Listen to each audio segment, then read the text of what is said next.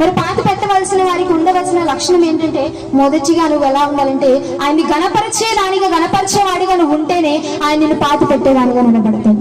హల్లెలూయా. ఈ రోజు నువ్వు ఇక్కడ ఈ భూమి మీద ఆయన ఘనతిస్తేనే కదండి పరలోకంలో నీకు ఘనత. మరి అపవాది చచ్చిపోతేనే నీ పరలోకంలో ఘనత వచ్చేది.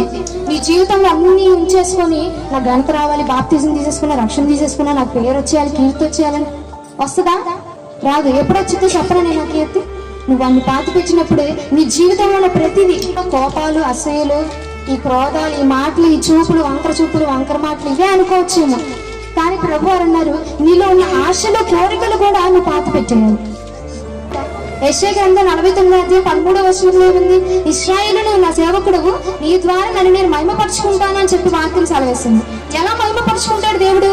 నువ్వు చేసే పనులు బట్టి, నువ్వు చేసే క్రియలను బట్టి దేవుడు నీలో ఉన్నాడని ప్రతి ఒక్కరికి తెలిసి వారి ద్వారా దేవుడు కనపరచబడతాడు.